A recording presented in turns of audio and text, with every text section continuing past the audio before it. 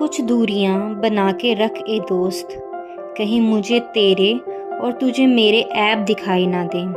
सासंग जी प्यार से कहना, धन्यकार जी। हर इंसान में कुछ ना कुछ खामियां ज़रूर होती हैं। अगर खामियों को उछालते हैं तो रिश्ते घुटन महसूस करते हैं। रिश्तों में प्यार मिठास बनी रहने के लिए कुछ दूरियां भी ज़रूरी हैं।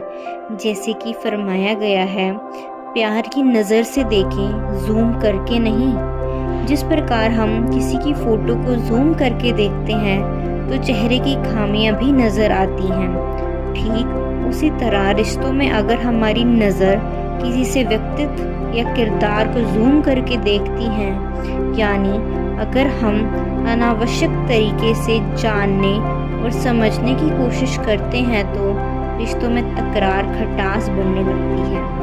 इसीलिए हमने केवल गुणों के ग्राहक बनना है और अवगुणों को दरकिनार करना है।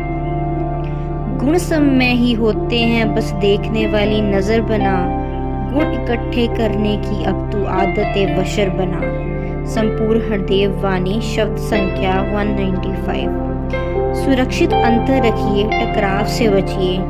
रास्ते में जब गाड़ी चलाते हैं और अगर सामने वाली गाड़ियों से सुरक्षित दूरी हो तो आपातकालीन परिस्थितियों में भी समय पर ब्रेक लगाकर टकराव से बचा जा सकता है। रिश्तों में भी अगर परस्पर अंतर रखा जाए तो टकराव से बच सकते हैं और प्यार से रहना आसान हो जाता है। सिग्नल को समझे फिर आगे बढ़ें। जिस तरह ऊपर के उदाहरण में देखा कि सुरक्षित अंतर रखने पर टकराव से बचा जा सकता है, उसी तरह रिश्तों में भी हर व्यक्ति हर वक्त अपने व्यवहार से कुछ ना कुछ संकेत देता है। ध्यान से देखें तो पता चलता है कि रिश्तों में कब कहाँ बढ़ना और रुकना चाहिए, कौन से शब्दों से राहत मिल रही है और कौन से शब्द आहत कर रहे हैं। अपने रिश्तों के लाल, पीले और हरे संकेतों को समझें और फिर आगे बढ़ें, तभी रिश्तों में मधुरता संभव है। निजी जीवन पर असहजता पैदा करने वाला सवाल क्यों?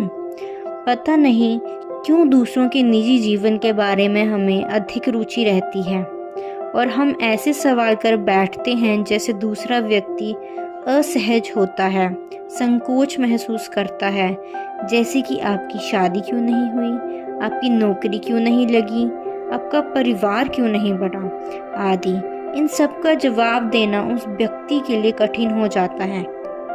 ना जाने वो व्यक्ति किन परिस्थितियों से गुजर रहा होता है, इसीलिए उसके निजी जीवन के बारे में असहज सवाल करने से परहेज करें।